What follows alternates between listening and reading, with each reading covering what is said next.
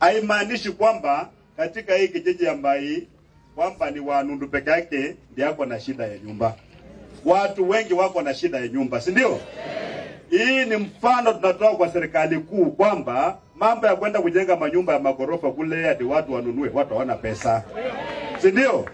Ukitaka kusaidia mwananchi wa kawaida, mjengee nyumba mzuri na umpatie kifunguo aingie kwa nyumba. Hii mambo mengine ya affordable housing hiyo mimi hapana tambua. Ile kitu mimi natambua ni kitu kama hii hapa chini hii. Ya kusaidia mwananchi wa Kenya anaona kwa macho amesaidika. Hata mwenye aoni kama Wanundu amesema ataingia kwa nyumba labda haina mabati, mumwambie kuna mabati. Ile aione.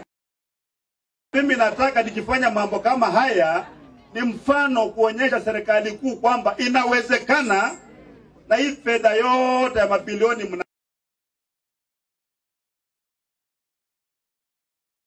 ambayo ni mazuri. Na pia nikitoa mbegu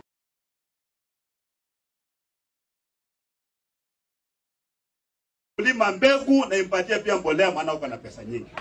Kama namna gani watu mkianza kuambia wakulima weka shilingi 2,500, watu wangapi hapa ambaye anaweza kununua mbolea na shilingi 2,500?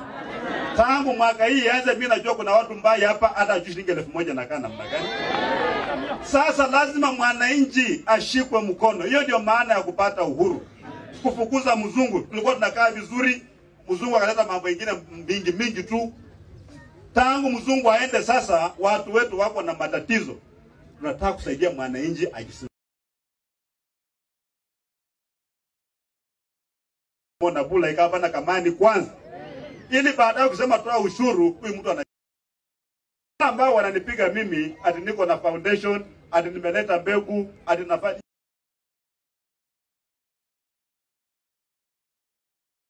kali isaidie mkulima. Hata kama utauza mahindi yako baada ya kuvuna uuze shilingi 1,000, utakuwa umepata faida, maana kila kitu serikali imekufanyia. Hapa namna gani?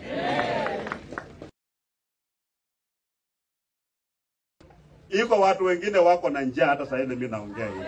Hawajui chakula atatoka wapi. Bandu befe mulabona bali baamina.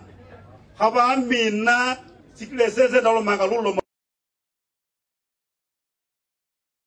ambaye haonekani mahali popote kwa rada ya serikali.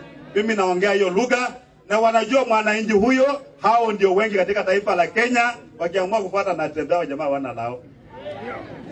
Kama na koni kwa Kristo banyu kwa wana nani bali. Na mimi nimesema hivi.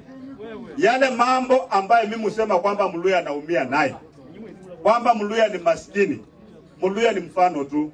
Haya matatizo pia inaathiri ndugu zetu kutoka jamii zingine.